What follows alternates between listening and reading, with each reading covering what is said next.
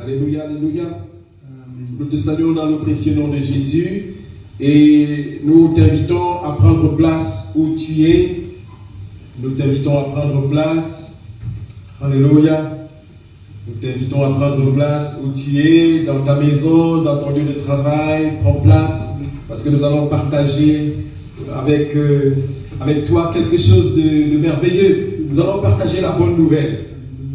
La bonne nouvelle de Jésus-Christ, c'est, ou du moins l'évangile de Jésus-Christ, c'est une bonne nouvelle dans une situation difficile. Une bonne nouvelle dans une situation difficile. Je ne sais pas quelle est la situation que tu es en train de traverser ce matin, la situation que tu es en train de traverser ces jours-ci. Je ne sais pas qu'est-ce que tu vis, mais le Seigneur sait. Le Seigneur sait. Et il est là près de toi. Amen, amen, amen. Amen. Depuis un certain temps, bien-aimés, nous sommes... Dieu a inspiré au pasteur qui est notre berger dans cette assemblée une pensée d'unité avec Dieu. L'unité avec Dieu. Et dans cette unité, nous avons voyagé. Nous avons voyagé et puis nous nous sommes arrêtés dans la pensée de laisser Dieu paraître. Laisser Dieu paraître. Et pour ce, le pasteur nous avait donné un verset, une portion d'écriture qui est contenue dans le livre de Philippiens chapitre 2 du verset 5 au verset 11. Portion d'évangile, portion d'écriture à laquelle nous n'allons pas nous soustraire. Nous allons garder vraiment la main dessus.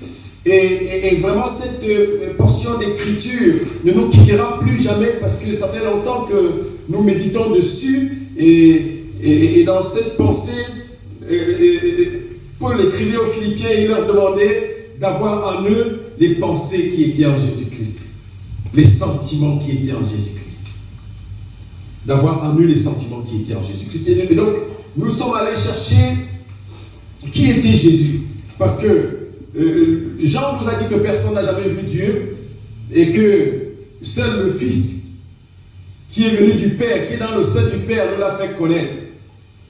Et la Bible nous dit aussi qu'il y a plusieurs dieux sur la terre, mais que pour nous, nous adorons un seul, qui est le Père de notre Seigneur Jésus-Christ. Amen. Et c'est la raison pour laquelle il a plu à Dieu d'envoyer Jésus-Christ pour venir nous faire connaître ce Père-là, ce Dieu-là. Parce que l'homme ne savait plus où mettre la tête. Le monde propose tellement de Dieu qu'on ne sait plus à quel saint se vouer. On ne sait plus à qui faire confiance. Dieu a donc trouvé nécessaire d'envoyer son Fils afin que son Fils le fasse connaître aux hommes. Et donc, nous sommes allés voir les archives que nous a prêtées Matthieu et qui nous ont parlé de la généalogie physique de Jésus, la généalogie charnelle de Jésus. Et nous avons vu tout ce que nous avons vu là-dedans et vous pouvez lire cela dans le livre de Matthieu chapitre 1. Et la semaine dernière, nous avons été voir la généalogie spirituelle de Jésus. Dans le livre de Proverbes chapitre 8, du verset 12 au verset 31, nous avons vu cela dedans et tu peux lire à la maison. Et nous sommes inspirés aussi de la révélation que Dieu a faite, que Jésus-Christ lui-même a faite à Jean, en lui disant que la parole était au commencement, Jésus-Christ était la parole qui était au commencement. Et donc nous sommes allés voir la généalogie de Jésus-Christ, la généalogie spirituelle, et nous avons vu le caractère direct de la filiation entre le Père et le Fils. Il n'y avait pas d'intermédiaire là-dedans. Il n'y avait pas d'intermédiaire. Et donc, nous avons vu que le Fils était avec le Père et que les deux étaient un. Amen. Amen. Et que les deux étaient un. Et que le Fils a pris l'apparence d'un homme. Il a pris l'apparence d'un homme. Il est venu sur la terre. Et quand il est venu sur la terre, Personne ne l'a reconnu. Les pharisiens qui avaient la parole, qui avaient la loi, qui avaient sondé les époques, ils avaient fait de la venue de Jésus-Christ l'objet de leurs investigations, et ils sondaient chaque jour les époques pour savoir quand est-ce que ça allait venir. Mais quand Christ est venu, ils ne l'ont pas reconnu. Ils ne l'ont pas reconnu. Amen. Amen. Et nous avons vu que Christ a été méprisé. On l'a pris pour un simple homme. Ésaïe nous dit même il n'avait rien de beau pour attirer nos regards. Il était comme une faible plante qui sort d'une terre desséchée. Mais il est venu nous mettre dans une alliance avec Dieu. Dieu lui-même ayant mis Israël dans une alliance avant, une alliance selon la loi lévitique qu'il avait donnée à Moïse dans le Sinaï. Et nous avons vu que c'était un sacerdoce qui était précurseur à un autre sacerdoce.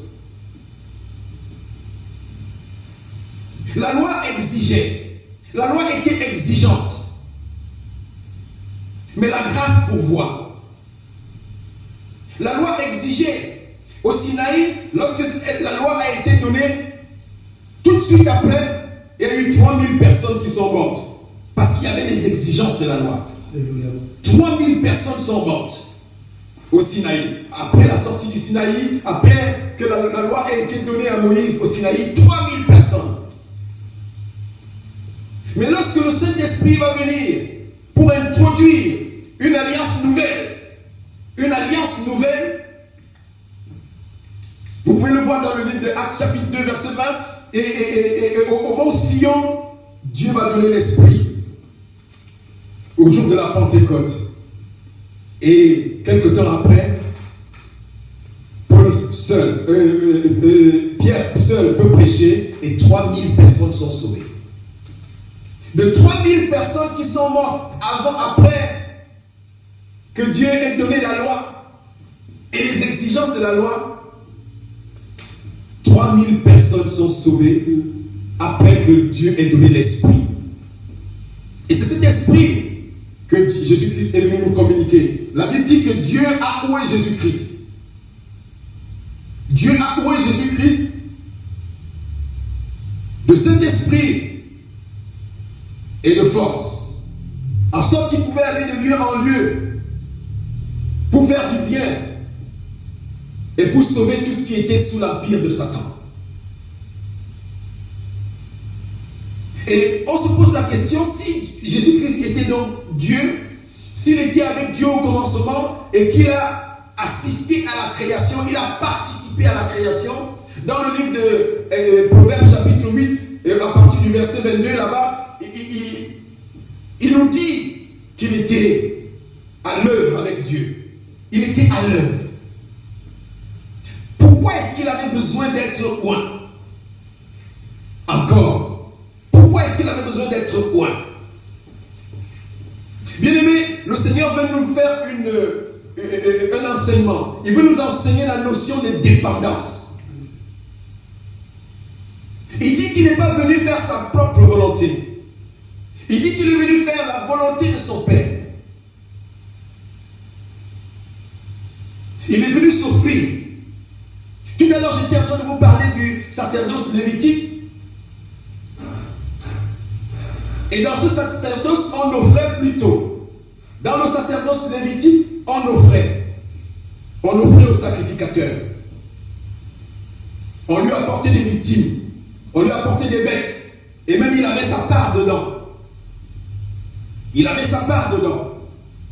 Mais dans le sacerdoce, et nous avons dit que ce sacerdoce-là était un sacerdoce précurseur qui préparait la place au sacerdoce éternel, au sacerdoce royal. Il préparait la venue du sacerdoce royal.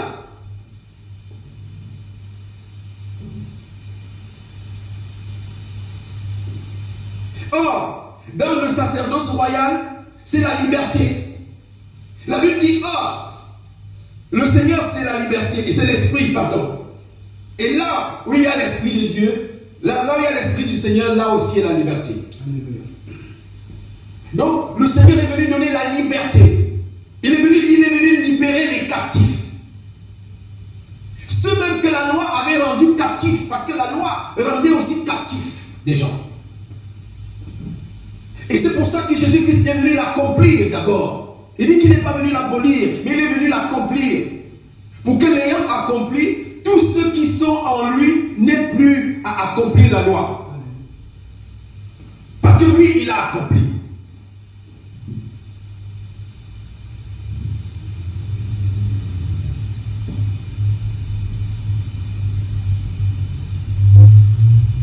Dans le livre de 1 Pierre chapitre 2 au verset 9, la Bible nous dit que vous au contraire, vous êtes une race élue. C'est-à-dire que vous avez reçu l'élection. Vous êtes une race élue. Vous êtes un sacerdoce royal. Une nation sainte. Un peuple acquis. Afin que vous annonciez les vertus de celui qui vous a appelé des ténèbres à son admirable lumière. Donc, Jésus-Christ lui-même est venu annoncer les vertus de Dieu. Les qualités de Dieu. Vous savez, il nous arrive souvent de vanter les vertus d'une plante. Ce que cette plante est capable de nous apporter comme bien. Et la notion du bio que j'ai découvert ici, la notion du bio est vraiment, c'est le top. C'est le top. Et on vante la vertu des plantes. On vante leur qualité. Mais Jésus-Christ est venu nous parler des vertus du Père. Ce dont le Père était capable. Et tout son ministère durant, il n'a fait paraître le Père. Il ne parlait pas de lui-même. Très rarement, Jésus-Christ va parler de lui-même. Et même quand il parlait de lui-même, il parle du Père. Il dit que c'est le Père qui m'a envoyé pour établir, pour garder une étroite dépendance entre les deux. Que le Père n'était pas sans le Fils. Et que le Fils n'est pas non plus sans le Père. Et que celui qui a reçu le Fils a reçu le Père aussi. Il nous a dit également que personne ne pouvait aller au Père si ce n'est par lui. Donc, il n'y a personne qui peut aller au Père si ce n'est par lui. C'est ce que Jésus-Christ est venu essayer de nous faire communiquer, de nous faire connaître, de nous faire savoir. Donc, nous, en tant que disciples de Jésus-Christ aussi, ayant en nous les sentiments qui étaient en Jésus-Christ, nous devons annoncer les vertus du Seigneur Jésus-Christ. Comme nous ne connaissons pas Dieu, mais nous connaissons Christ, même si nous ne l'avons pas vu de nos yeux, le témoignage est allé de lui-même, depuis ceux qui ont mangé et bu avec lui. Ils ont rendu un témoignage.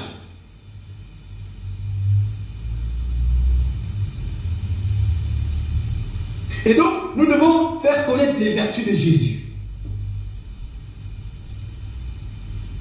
Nous avons dit que dans le sacerdoce lévitique, il était exigeant et on devait apporter au sacrificateur. On devait lui donner. D'ailleurs, c'est pour cela qu'il se donnait une place importante dans la société. Il aimait à prendre les premières places dans les assemblées. Habillé de longues robes et de phylactères, comme nous dit la parole. Mais nous, ce n'est pas comme ça que nous avons été appelés. Et nous avons vu cela en Jésus, qui était Dieu, mais qui a renoncé à tout cela. Et il s'est mis dans la peau d'un simple homme. Il a même pris la forme d'un serviteur. Il a pris la forme d'un serviteur. Et Hébreux chapitre 13, du verset 10 au verset 13, nous dit que nous avons un autel. Donc ceux qui font le service dans le tabernacle n'ont pas le pouvoir de manger. Alléluia. Ceux qui font le service dans le tabernacle n'ont pas le pouvoir de manger. Or, dans le sacerdoce lévitique, les sacrificateurs avaient le pouvoir de manger. Et ils avaient la part. Nous avons vu même que les fils d'Élie choisissaient les morceaux même avant qu'ils soient rôtis. D'ailleurs, ils vont être frappés pour cela. Ils avaient le pouvoir de manger. Mais dans le sacerdoce royal nouveau, dans le sacerdoce éternel, dans l'alliance nouvelle et éternelle, le sacrificateur, toi et moi, nous n'avons pas le pouvoir de manger, nous dit la parole. Pourquoi? Parce que les corps des animaux, dont le sang est apporté pour le sacrifice, comme sacrifice pour le péché, sont brûlés en dehors du camp, nous dit la parole. Les corps des animaux dont le sang est apporté pour le pardon des péchés sont brûlés en dehors du camp. Et c'est pour ça aussi que Jésus, pour sauver l'humanité par son propre sang, est allé souffrir en dehors de la porte. Et cette parole nous dit, nous appelle. Elle nous dit, venons donc, il dit, sortez, que chacun sorte de son camp, en portant son opprobre. En portant son opprobre. Que chacun sorte de son camp. Voilà un peu les sentiments. Ça aussi, c'est un sentiment qui était en Jésus-Christ. Il n'est pas venu se servir. Il est venu non pour se servir, mais pour servir. Et cela, c'est un sentiment. Et nous sommes en train de voir comme ça les sentiments qui étaient en Christ. Et Christ est venu sauver le monde. Il est venu sauver l'humanité. Il est venu sauver l'humanité. Et pour ceux, il n'avait pas besoin qu'on lui donne quelque chose. La Bible dit que l'amour de Dieu s'est manifesté en ce que lorsque nous étions encore pécheurs, Christ est mort. Il n'a pas attendu qu'on lui apporte quelque chose. Il n'a pas attendu qu'on lui donne d'abord notre sainteté et que nous soyons d'abord saints. Non, il est mort. Il est mort. Christ est mort. Et donc, Christ n'est pas venu comme... avec toute la puissance qu'il avait, la gloire qu'il avait dans le ciel, il n'est pas venu comme un Superman, comme ça, pour venir écraser tout le monde, écraser les Romains qui opprimaient Israël. Non, il n'est pas venu comme ça. Il est venu avec la paix. Il est venu avec la paix. Christ est venu avec la paix. Et il dit, je vous donne ma paix, je vous laisse ma paix, je ne vous la donne pas comme le monde vous la donne.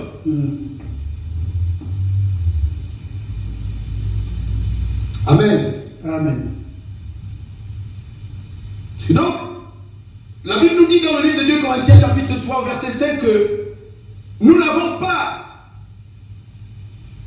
nous ne sommes pas capables nous-mêmes de quelque chose. Il dit ce n'est pas à dire que nous soyons nous-mêmes capables de concevoir quelque chose comme venant de nous-mêmes. Notre capacité au contraire nous vient de Dieu. Notre capacité nous vient de Dieu.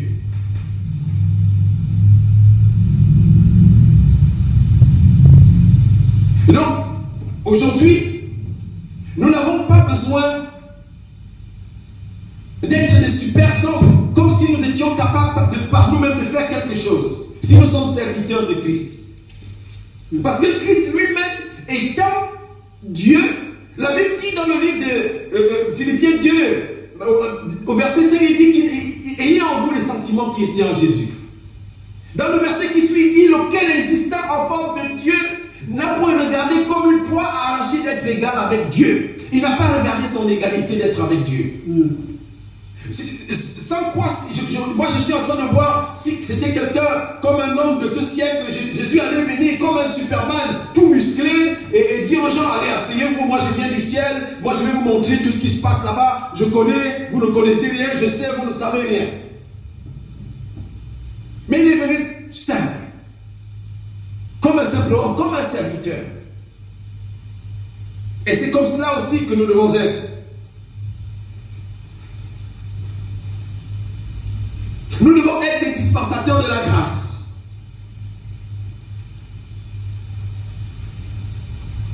Dans le livre de 1 Pierre, chapitre 4, à partir du verset 1, la Bible nous dit ainsi donc.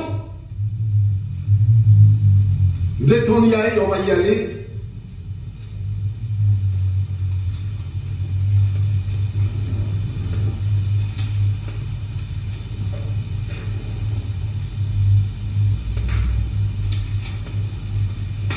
1 Pierre chapitre 4, à partir du verset 1, il dit ainsi donc Christ ayant souffert dans la chair, vous aussi, armez-vous de la même pensée, car celui qui a souffert dans la chair en a fini avec le péché. Christ a souffert dans la chair. Et aujourd'hui, nous ne voulons pas voir, nous avons des serviteurs qui ne veulent pas voir, ne veulent pas souffrir, ils ne veulent pas traiter avec la souffrance. Tout doit être clair, simple et simplifié. Ils doivent rouler sur le beurre. Et ce n'est pas cela. Christ n'est pas venu avec ce sentiment-là. Sinon, tout lui était capable, tout lui était possible. Tout lui était possible.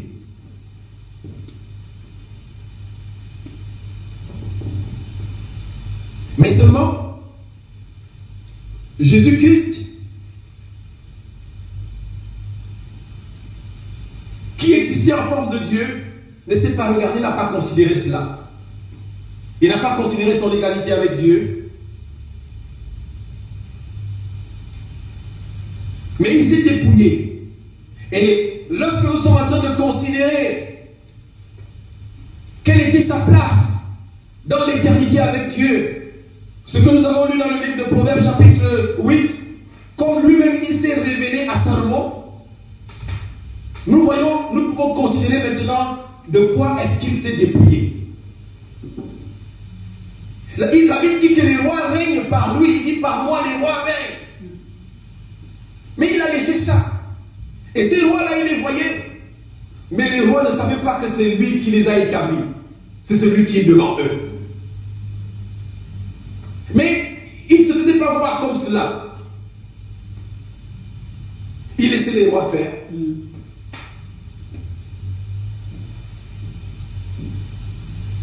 Parce que sa mission, ce n'était pas de venir, je ne sais pas, discuter, ou du moins faire valoir sa supériorité au roi. Il avait une mission, c'était de sauver l'humanité.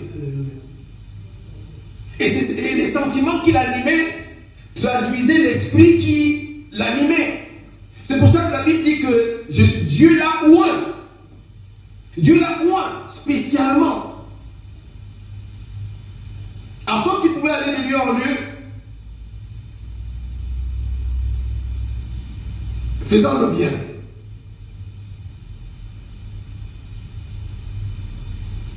Il pouvait aller de lieu en lieu faisant ce qui est bien. Et délivrant tout ce qui était sous l'emprise du diable. Tout ce qui était sous l'empire du diable. Bien-aimé, le Seigneur était empris d'amour. Il était épris d'amour, je veux dire, il était habité d'un sentiment d'amour. Et qu'il est venu manifester aux hommes. Il est venu manifester aux hommes l'amour de Dieu. Pour leur dire, Dieu est amour, Dieu vous aime. Il y a plusieurs dieux sur la terre. Il y en a qui donnent, en fait, ces dieux vendent le bien-être. Ils vendent le bonheur. Mais un bonheur qu'ils n'ont pas, ou du moins un bonheur éphémère. Mais votre Dieu, le Dieu dont je viens vous parler, est un Dieu qui vous aime, qui vous donne un bonheur, non seulement dans ce siècle, mais aussi dans le siècle à venir, dans l'éternité. Et que seulement vous êtes sur cette terre, vous êtes comme des pèlerins, vous êtes de passage. Et donc ne venez pas vous conformer au siècle présent, parce que ce siècle-là est passager. Venez plutôt regarder à ce qui est éternel. Et pendant que vous regardez à ce qui est éternel, dans ce siècle, tout vous sera accordé. Tout vous sera accordé. Cherchez premièrement le royaume et la justice de Dieu, et toutes choses vous seront données par-dessus. Amen. Amen. Donc il s'est dépouillé. Christ s'est dépouillé, il n'est pas venu comme un Superman, il n'est pas venu comme quelqu'un qui était fort. Pourtant il était fort. Et même dans ce monde, la Bible dit que Dieu l'a oint de Saint-Esprit et de force. Dieu l'a oint de cet esprit et de force. Et pendant qu'il était dans ce monde, il parlait pas de lui. Il parlait de Dieu, de son Père, qu'il voulait faire connaître aux hommes. Et quand il fait la prière sacerdotale, il est en train de dire au Seigneur, j'ai fait connaître ton nom. Je leur ai fait connaître ton nom. Il dit, l'heure est venue. Honore ton fils afin que ton fils t'honore. Parce que j'ai fait ce que tu m'as donné de faire. J'ai achevé l'œuvre que tu m'as donnée sur la terre. Je leur ai fait connaître ton nom. Et donc, Jésus-Christ était habité d'un sentiment d'amour. Et cet amour était doublé de compassion. En sorte que quand Jésus-Christ voyait quelqu'un qui était dans la souffrance, il allait vers lui et il partageait avec lui sa souffrance.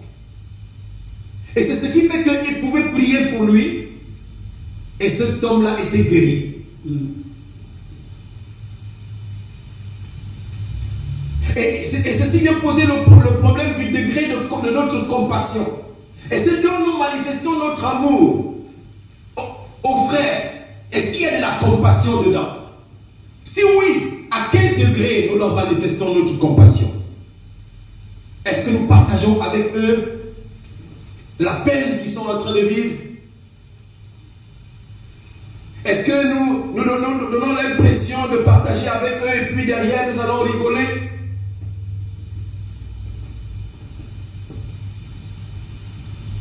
Jésus n'était pas comme ça. Et ce n'est pas comme cela que Jésus-Christ nous a donné le sacerdoce. Ce n'est pas comme cela. La Bible nous dit que nous sommes un sacerdoce royal. Nous sommes une race élue, un sacerdoce royal, une nation sainte, un peuple acquis. Afin d'annoncer les vertus de Jésus. Et Jésus lui-même a annoncé les vertus de Dieu. Et ça n'a pas changé.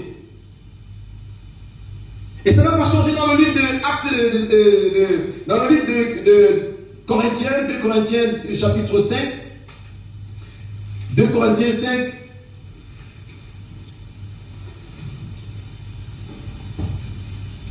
La Bible nous dit que Dieu était en Jésus-Christ au verset 19. Dieu était en Jésus-Christ réconciliant le monde avec lui-même, n'imputant point aux hommes leurs offenses. Et il a mis en nous la parole de la réconciliation. Christ a mis en nous la parole de la réconciliation. Mais seulement, est-ce que nous manifestons la parole de la réconciliation lorsque nous venons annoncer Christ? Il a mis en nous la parole de la réconciliation. Au verset 20, il dit que nous remplissons les fonctions d'ambassadeurs pour Christ. Comme si Christ exhortait par nous, comme si Dieu exhortait par nous. Nous vous en supplions, au nom de Christ, soyez réconciliés avec Dieu. En fait, nous sommes comme en diplomatie. Nous sommes comme en diplomatie. Nous sommes comme des diplomates. Nous ne sommes pas des juges. Nous ne sommes pas des gendarmes. Non. Jésus-Christ n'est pas venu comme un gendarme, mais comme un juge. Il est venu lui-même en diplomatie.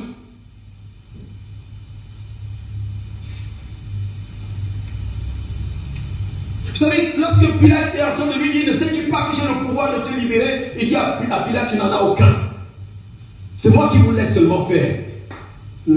C'est moi qui vous laisse faire. Parce que je sais ce que je suis venu faire. Bien aimés, nous avons notre ministère. C'est le ministère que nous avons reçu tous. C'est le ministère que nous avons reçu tous, le ministère de la réconciliation. Et c'était un sentiment qui habitait Jésus.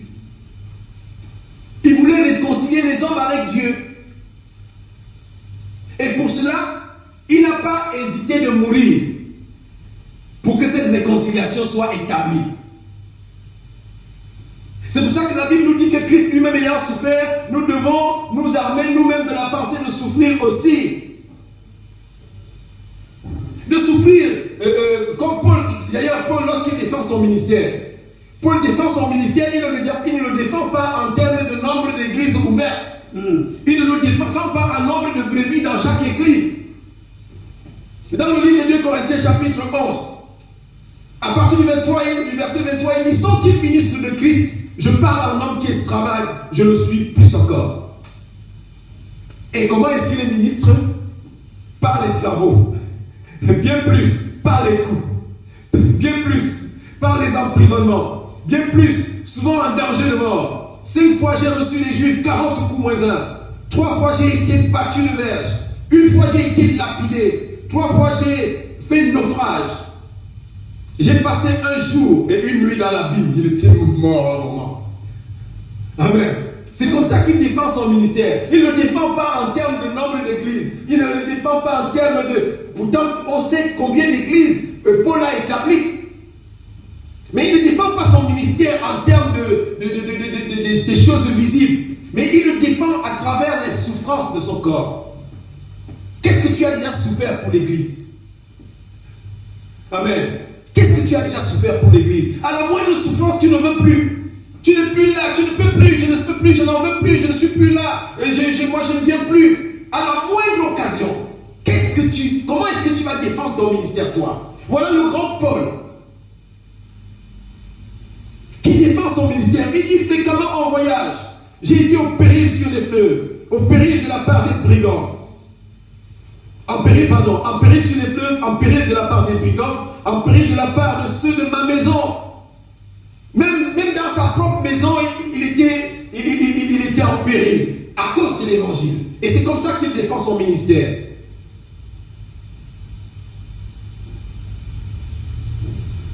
En péril de la part de ceux de ma maison, en péril de la part des païens, en péril dans les villes, en péril dans les déserts, en péril sur la mer, en péril parmi les faux frères. Oui, même les faux frères dans l'église lui causaient des ennuis. Et c'est comme ça qu'il défend son ministère. Alléluia. Amen. Et Christ ne s'est pas soustrait de ce registre-là. Christ a supporté. Souvenez-vous qu'il y avait parmi les disciples un démon. C'est Christ qui leur dit, n'ai-je pas moi qui vous ai choisi, cependant l'un de vous est un démon. Mais il le supportait. Pourtant Christ chassait les démons. Pourtant Christ chassait les démons. Mais il savait que celui-là,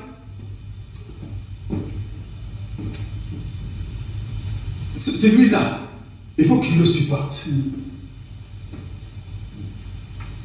Pourtant Christ chassait les démons. Autant Jésus est en train de dire à Pierre, qui était un homme très très très engagé, Pierre qui était avec lui tout le temps, Pierre qui avait même promis même de donner sa vie pour Jésus.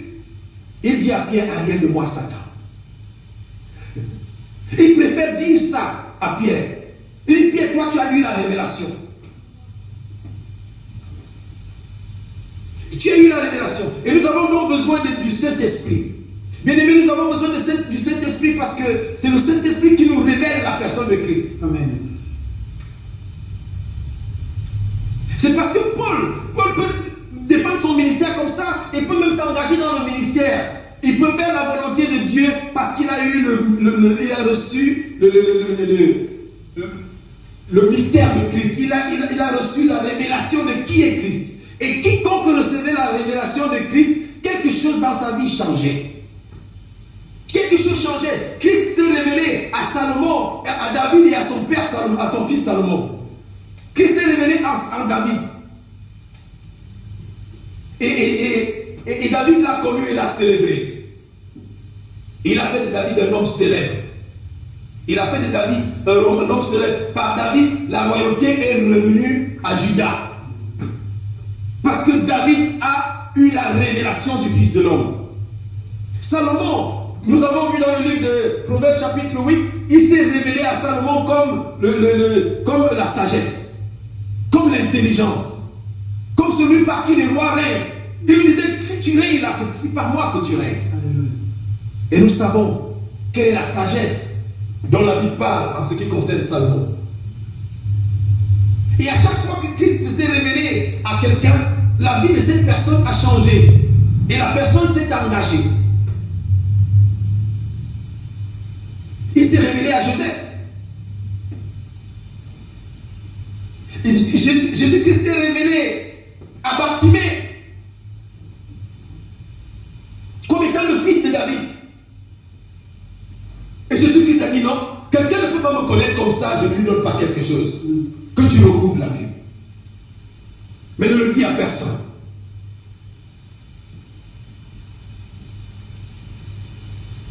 Et quand les gens sont venus voir Bartimée pour lui dire que cet homme était un imposteur, qu'est-ce que Bartimée leur a répondu? Il leur a dit, s'il est un imposteur, moi je ne sais pas. Ce que je sais, c'est que hier, j'étais aveugle et personne ne s'occupait de moi. Mais aujourd'hui, je vois. Et c'est maintenant que vous voulez me prendre pour témoin. Amen, amen. Amen. Donc Christ se révèle. Et quand Christ se révèle, et ce n'est pas l'esprit qui se révèle. Or, le Seigneur, c'est l'esprit. Et sans l'esprit, là où il y a l'esprit de Dieu, là il y a la liberté. Et donc nous devons prêcher la liberté aux hommes.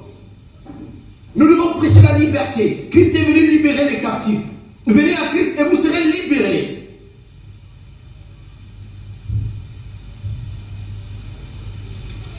Et vous serez libérés.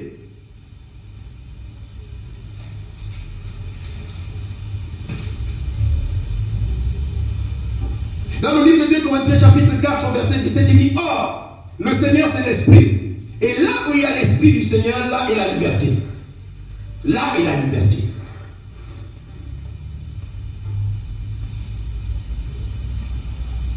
Et 2 chapitres avant, au verset 15, 2 Corinthiens chapitre 2, au verset 15, il dit, nous sommes en effet la bonne odeur de Christ. Et nous devons, c'est la bonne odeur de Christ que nous devons répandre. La bonne odeur de Christ. Nous devons être habités d'un sentiment d'amour. Et s'il n'y a pas d'amour, nous ne pouvons pas prêcher Christ aux hommes. Et cet amour doit être accompagné de l'émotion, de l'émotion. Et de la compassion, je veux dire. Cet amour doit être accompagné de la compassion. À chaque fois, Christ était ému de compassion.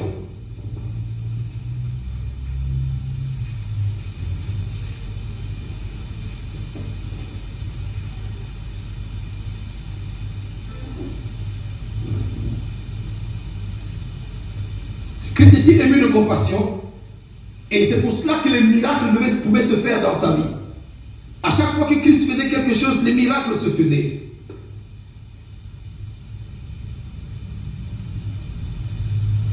Donc nous devons pouvoir défendre notre ministère, notre façon de servir à travers ce que nous souffrons. Souvent j'ai vu des pasteurs, mais ils ne mangent pas, ils maigrissent même à cause des souffrances de l'église. Mais il ne laisse pas tomber, il ne dit pas écoutez, je laisse tout tomber, je m'en vais, et voilà, je ne suis plus là, moi je ne suis plus là. En fait, nous sommes de cet esprit-là, ce n'est pas cet esprit que Jésus-Christ a laissé. Non. Il dit comme le Père m'a envoyé, moi aussi je vous envoie. Comme le Père m'a envoyé, moi aussi je vous envoie.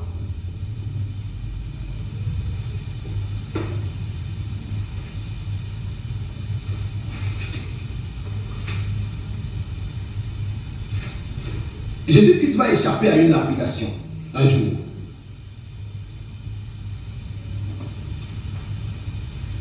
Il va échapper à une lapidation un jour. Pendant qu'il était en train de parler aux Juifs, et les Juifs voulaient chercher à le lapider.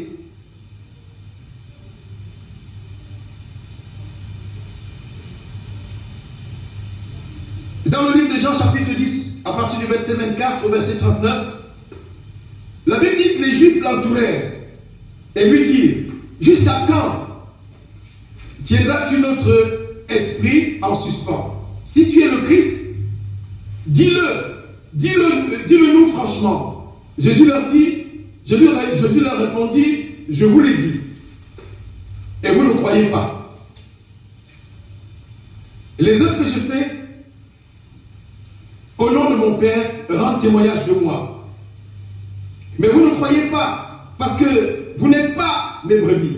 Mes brebis entendent ma voix, je les connais, et elles me suivent. Je leur donne la vie éternelle, et elles ne périront jamais. Personne ne les ravira de la main de mon Père, qui me les a donnés. il dit, personne ne les ravira de ma mère. Il dit, mon Père qui me les a donnés est plus grand que tous. Et personne ne peut les ravir de la main de mon Père. Moi et mon Père, nous sommes un. Et la Bible dit alors les Juifs prirent de nouveau des pierres pour le lapider. Parce qu'il a dit que lui et le Père sont un. En réalité, ils étaient un. Et c'est nous aussi, nous devons le témoigner que nous et Jésus, nous sommes un. Vous savez, aujourd'hui, il y a des pasteurs Superman. Ils savent tout faire. Ils marchent sur les gens dans les églises. Ils font brouter de l'herbe aux gens. À bas ce type de pasteur-là. Parce que ce n'est pas ce que Jésus-Christ est venu faire. Jésus-Christ est venu donner la vie éternelle. Et dans le sacerdoce, le nôtre, c'est nous qui nous offrons. C'est nous qui nous offrons. Nous n'avons pas le pouvoir de manger. Non. Dans le sacerdoce lévitique, les Lévites recevaient. Mais dans ce sacerdoce, le Seigneur nous donne le sentiment qu'il animait. C'était un sentiment d'altruisme. Il n'était pas là pour se remplir les poches. Non. Il n'était pas là pour se remplir les poches. Et là,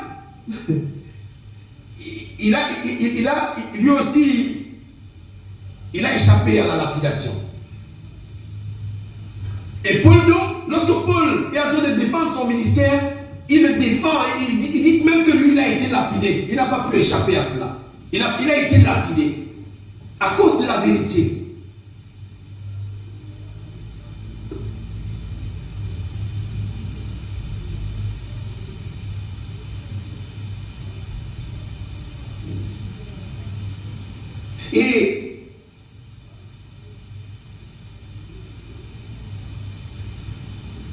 Et ces Juifs, quand ils ont pris des pierres pour le lapider,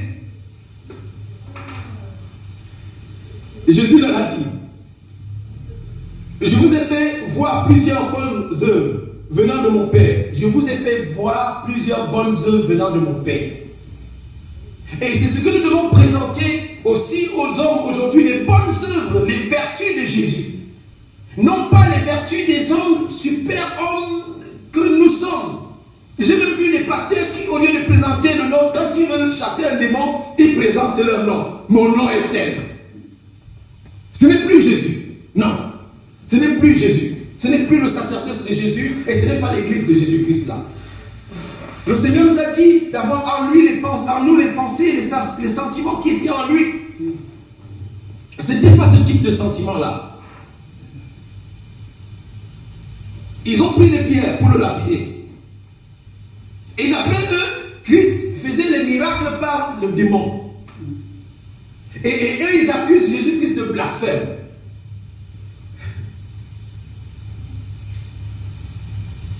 Il dit, je vous ai fait voir plusieurs bonnes œuvres venant de mon Père, par laquelle voulez-vous me lapider? Et les Juifs lui répondirent, ce n'est point pour une bonne œuvre que nous voulons, que nous te lapidons, mais pour un blasphème. Oui, un blasphème. Pour un blasphème. Pour eux, Christ blasphémait. Pourtant, c'est eux qui blasphémaient. Parce que le blasphème, c'est le mépris de Dieu. Le mépris du Saint-Esprit. Et je pense que là, nous devons un peu nous arrêter pour voir. Parce qu'on nous a dit, le seul péché qui ne sera pas pardonné, c'est le blasphème contre le Saint-Esprit. Amen. Amen. Et ce blasphème, c'est le mépris du Saint-Esprit. Parfois à l'église, normalement, les enfants de Dieu ne peuvent plus pécher de ce péché-là. Le péché du blasphème du Saint-Esprit. On peut l'irriter. La Bible nous dit, n'irritez pas le Saint-Esprit.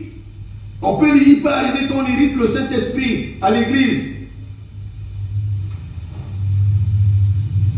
N'irritez pas le Saint-Esprit.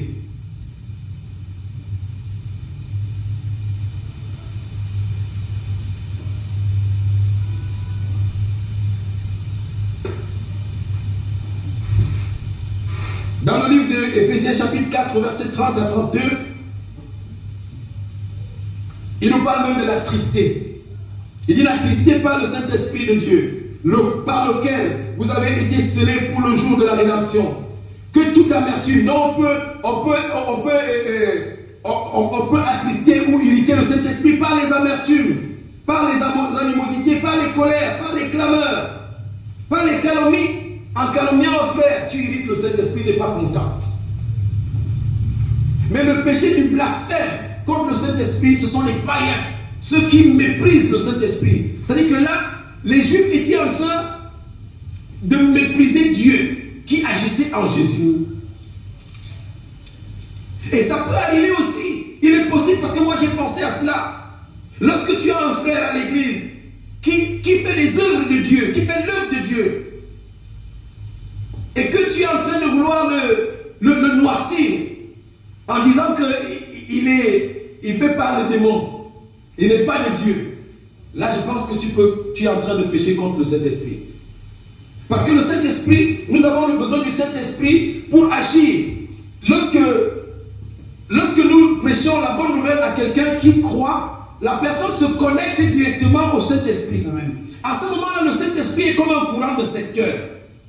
Chacun qui vient se brancher. Vous savez, dans la prise là, on peut brancher le petit téléphone, on peut brancher les gros appareils comme ça, on peut brancher, chacun vient se connecter. Et c'est ça que la Bible nous dit d'être transformé. Et le transformateur de ce courant de secteur, c'est le Saint-Esprit lui-même.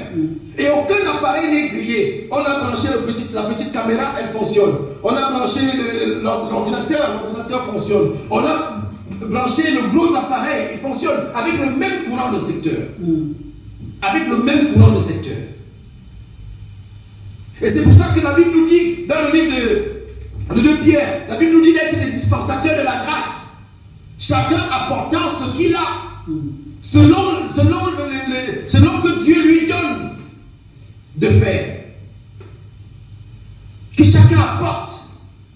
Ça, ce sont là un peu les sentiments. Vraiment, je ne vous les donne pas de façon exhaustive. Ça peut être un peu désordonné dans votre tête, mais franchement, vous pouvez lire les 4 évangiles et les actes des apôtres et les épîtres, frère. Vous allez voir les sentiments qui étaient en Jésus-Christ. Et d'ailleurs, les apôtres en ont fait le fondement de la foi chrétienne.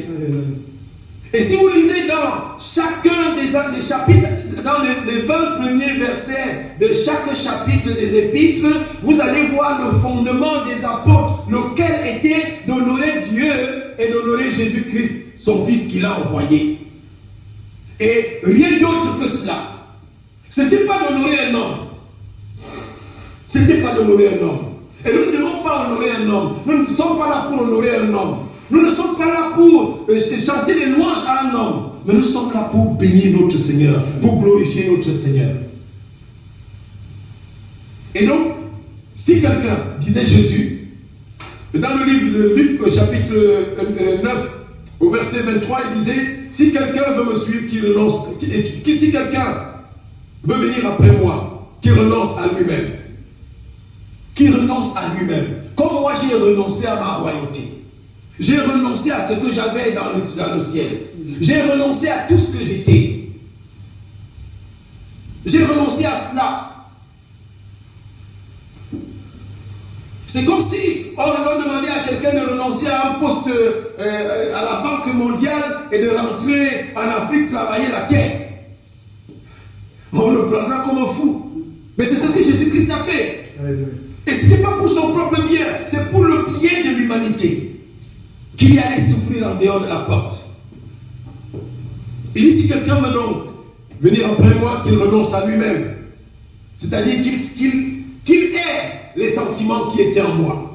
Les sentiments de renoncement. Parce que tu ne peux pas te dépouiller si tu ne renonces pas. Tu ne peux pas te dépouiller de ton téléphone tant que tu n'as pas renoncé à ce téléphone. Tant que ton cœur est encore attaché à ce téléphone, tu ne peux pas le donner à quelqu'un. Même parfois, l'Esprit de Dieu te dit à l'église, donne ça au pasteur. Tu dis non, quand même. C'est un iPhone 12. Comment? Mais tant que tu n'as pas renoncé à ça, tu ne peux pas te séparer de lui. Et c'est un sentiment d'amour, doublé de compassion. Et c'est l'Esprit qui donne ça. C'est pour ça que nous avons besoin du Saint-Esprit. Le Saint-Esprit doit nous aider dans ce cas-là. Il doit nous accompagner. Et c'est chacun qui vient se connecter à lui. Et ça se passe en un temps, en un clin d'œil. Ce n'est pas ça se passe dès que tu es connecté avec Dieu. le flux du Saint-Esprit passe, la connexion passe, le jus passe. Et chacun a sa mesure, selon son transformateur. C'est pour ça que la Bible dit soyons transformés. Et chacun va donc travailler son transformateur afin qu'il reçoive un peu plus de puissance, de grâce. Mais la source est la même. La source à laquelle tu t'es connecté à la première occasion, la source demeure la même. Mais il nous dit de nous garder du levain des pharisiens. Gardez-vous du levain des pharisiens qui aiment les premières places dans les assemblées, qui veulent les honneurs. L'orgueil vient très souvent de là. Vous savez, dans le livre de Ézéchiel 28, lorsque la Bible nous parle de Lucifer, c'est pas quelqu'un qui est allé voler. Il n'est pas allé prendre la femme de quelqu'un. La Bible dit marquer le saut à la perfection. Il marquait le saut à la perfection jusqu'au jour où l'orgueil est venu. L'orgueil. Et la Bible dit que Dieu résiste aux orgueilleux. Dieu pardonne le pécheur. Mais à l'orgueilleux, il lui résiste. Il lui fait la guerre. Dieu fait la guerre. Et nous savons ce que Satan est devenu, Lucifer est devenu. Lui qui marquait le saut à la perfection. La Bible nous dit combien il était beau. Il m'a dit qu'il était fait de mix de jaspe, de sardoine, de topaz, de chrysolite, de sardoine, d'émeraude d'or, de diamants. Il était beau. Alléluia. Amen. Jusqu'au jour où l'orgueil est arrivé. Et l'orgueil et le levain des pharisiens poussent à l'orgueil. N'essaye pas de devenir un Superman dans l'église. N'essaye pas de vouloir tout faire comme si tu étais capable de faire quelque chose par toi-même. Non, n'essaye pas ça. Si tu veux laisser Dieu paraître, toi, efface-toi. Efface-toi et Dieu, lui, il va t'honorer. Et nous pouvons voir, quand Jésus-Christ faisait la prière, et je vais finir là, lorsqu'il faisait la prière sacerdotale dans le livre de Jean chapitre 17, il dit, et chacun de nous doit pouvoir faire cette prière-là à la fin de son ministère. Chacun de nous, chacun des serviteurs, chacun des chrétiens, au soir de sa vie, doit pouvoir faire cette prière-là. Il dit, Père, l'heure est venue, glorifie ton Fils afin que ton Fils te glorifie. Selon que tu lui as donné pouvoir sur toute chair, afin qu'il accorde la vie éternelle à tout ce que tu lui as donné. Or, la vie éternelle, c'est qu'il te connaisse, toi le seul vrai Dieu, et celui que tu as envoyé, Jésus-Christ. Et celui que tu as envoyé. Et c'est ce que nous devons faire. Père, l'heure est venue, glorifie ton Fils afin que ton Fils te glorifie. Selon que tu as donné pouvoir sur toute chair, afin qu'il accorde la vie éternelle à ce que tu as donné. Oh, la vie éternelle, c'est qu'il te connaisse, toi le seul vrai Dieu, et Jésus-Christ, ton Fils que tu as envoyé. C'est ce que nous devons faire. Et c'est ce que nous devons présenter aux hommes qui connaissent Jésus-Christ, qui connaissent le Père, qui connaissent le Fils. Il dit, je t'ai glorifié sur la terre, j'ai achevé l'œuvre que tu m'as donné de faire. Il dit, et maintenant, toi, Père, glorifie-moi auprès de toi-même, de la gloire que j'avais auprès de toi avant que le monde fût. Donc, il veut maintenant regagner sa gloire après l'avoir déposé un temps. Il dit, le Père même, parce que je donne ma vie, j'ai le pouvoir de la donner, j'ai le pouvoir de la reprendre, mais j'ai choisi librement de la donner. Amen, amen, amen. Et nous devons donc donner. Et nous devons donner. Et si nous devons donner, c'est avec amour, avec compassion, avec l'Esprit de Dieu. Dans l'Esprit de Dieu. Dans l'Esprit. En fait, ce que tu manifestes traduit l'Esprit qui est en toi. Ce que tu manifestes traduit l'Esprit qui est en toi. Bien-aimés, nous devons manifester la compassion. As-tu compassion des frères? As-tu compassion des... À chaque fois, je me rappelle du lépreux qui lui dit, Seigneur, si tu veux, tu peux me rendre pur. Il dit, ce gars, il sait que je peux. Il dit, si tu veux, si tu veux, tu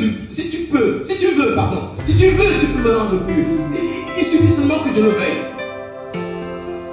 Et la Bible dit, ému de compassion, il le toucha. Il lui dit, je le veux, sois pur. Il dit, en un instant, la lèpre le quitta. Ce type avait reçu, cet épreuve avait reçu la révélation de Christ. Que Christ a le pouvoir de faire toutes choses. Paul a reçu la révélation de Christ. Il est devenu ce grand Paul. Quiconque reçoit, et Jean a reçu la révélation que Christ était la parole qui était au commencement avec Dieu. Et Jésus est venu lui confier l'Apocalypse. Et voici ce que je vais faire.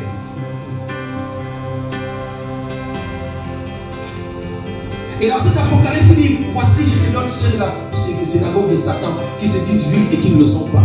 Frère, ne sois pas de la synagogue de Satan. Ils se disent chrétiens et ne le sont pas. Et être chrétien, ce n'est pas connaître la parole, parce que Satan connaît aussi la parole. Ce n'est pas l'abondance des versets bibliques, parce que c'est avec ça que Satan est allé éprouver Jésus. C'est à travers les sentiments, à travers ce qui était, à travers le dépouillement, à travers l'humilité. À travers l'humilité. Vraiment que le Seigneur te bénisse ce matin. J'espère que ce que le peu que nous avons partagé a apporté un plus à ta connaissance de Jésus. Et que ce plus va apporter un progrès dans ta vie spirituelle. Et que ce progrès va t'amener à la connaissance de Dieu. Et que cette connaissance de Dieu va t'amener à l'obéissance de celui-ci. N'est-ce pas? C'est le but. Que tous obéissent à Dieu. Gloire à Jésus.